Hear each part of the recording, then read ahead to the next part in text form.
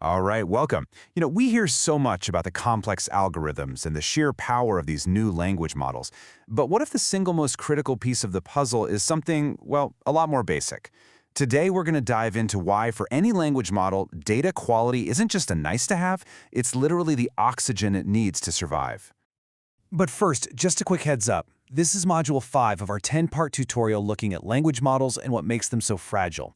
It's an overview that's based on a really comprehensive report from Virtualization Options LLC, and it's meant to be general guidance. It comes with no warranty, and it is definitely not legal or financial advice. So we really recommend you talk to your own financial, technical, and legal pros before you take any action. And it's also worth remembering, these modules just scratch the surface of the full research report. Okay, with that out of the way, let's jump in. So, we've all heard that old saying, right? Garbage in, garbage out. For most software, that's just a simple warning. But with language models, it's like an existential threat. We're not just talking about getting a wrong answer here and there. We're talking about the model's entire perception of reality being built on a flawed foundation from day one. And here's why that is, and this is the absolute key. In old-school software, you had the code and you had the data, and they were separate things. Not here. With a language model, the training data isn't just some input it looks at. That data gets compressed, woven, and baked directly into the model's billions of parameters. The data doesn't just influence the model, it becomes the model. It's the blueprint for its entire worldview. So, if our data is the oxygen, then how exactly does it get contaminated? Well, the source material breaks it down into 4 big flaws. You can think of these as the main pollutants that can seriously choke a model's ability to perform. First up, accuracy and correctness. And look, this goes way beyond just getting a simple fact wrong. It's about logical consistency. If the training data has subtle errors or just bad reasoning in it, the model doesn't see those as mistakes. No, it learns them as fundamental patterns, as truth, and it will spit them back out with absolute, unshakable confidence. Second, we've got completeness and coverage. This one's really simple, but it's so powerful. A model cannot know what it has never seen. It's that simple. If there are gaps in your data, the model's going to have huge blind spots.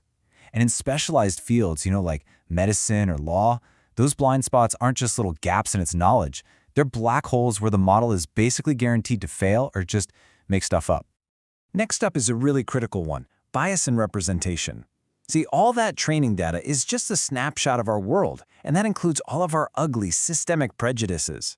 A model doesn't just learn these biases, it actually amplifies them. It sees a biased pattern and thinks, aha, that's a strong, reliable connection.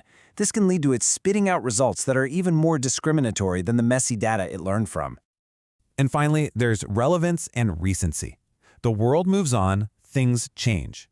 But a model? It's frozen in time, stuck in the era of its training data. It has no internal clock. It has no idea that information from 5 years ago might be totally obsolete or even dangerously wrong today. It'll just serve up that old, outdated info like it's hot off the press. Okay, so those are the flaws in the data itself. But what does that actually look like when a model that's been breathing this contaminated air gets put to work in the real world? Well, the consequences aren't just theoretical. They are incredibly high stakes. Let's look at a few examples. Let's talk about healthcare. Here, the risk is actual physical harm. Imagine a model that's been fed a mix of top-tier medical journals and a bunch of unverified, sketchy health blogs. It has no way to tell which is which. It could pick up patterns from some pseudoscience nonsense and then confidently recommend a treatment that's not just ineffective, but maybe even dangerous. Or how about finance? The risk here is both ethical and massive from a legal standpoint. If you train a model on decades of historical lending data that's just packed with old biases, it won't magically learn to be fair. It'll learn to perfectly replicate those discriminatory patterns, creating a system that denies services to people and opens up the organization to just enormous legal liability. And in the legal world, a lack of recency can be an absolute catastrophe. A model trained on a huge library of case law from, say, 3 years ago could give advice that totally misses a huge, game-changing ruling that just happened last year. For a lawyer who relies on that output, that's not just a small mistake, that could be a career-ending disaster. So at this point, you're probably thinking, okay, I get it. Just use clean data. And that sounds easy, right? But that's where we slam right into the central problem of modern AI, this massive, brutal tug-of-war between volume and quality. To give you a sense of the scale we're talking about, just look at this number. The training data for GPT-3 alone was 45 terabytes of text. That's like trying to read every book in a giant library, a few million times over. Now, how on earth do you even begin to check a library that vast for quality? And this really gets to the heart of the problem. On the one hand, you can just crawl the entire web. You get unbelievable scale and diversity. But you also get all the spam, the conspiracy theories, the absolute junk. On the other hand, you could stick to clean, high-quality, licensed data sets. The quality is way better, but your scale is dramatically smaller, and you might even introduce your own biases just by what you choose to include.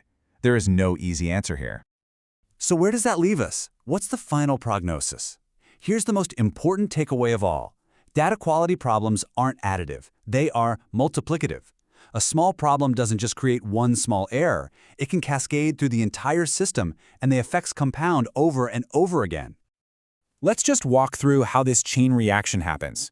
It all starts with a few tiny flaws buried deep in that mountain of training data. The model doesn't see them as typos or mistakes. It learns them as fundamental patterns, as rules of the world. Then, those flawed rules corrupt the model's ability to generalize to new situations. And finally, when you put it out in the real world, those tiny issues have compounded and cascaded into these huge, spectacular, and completely unpredictable failures that seem to come out of absolutely nowhere. And that brings us right back to the beginning, doesn't it? A model can have the most brilliant, sophisticated architecture in the world, but if the data it's breathing every second is polluted, it is going to suffocate. So before you and your team get lost in the weeds of algorithms and compute power, just stop and ask the most fundamental question of all. Is your model breathing clean air? Thanks for tuning in.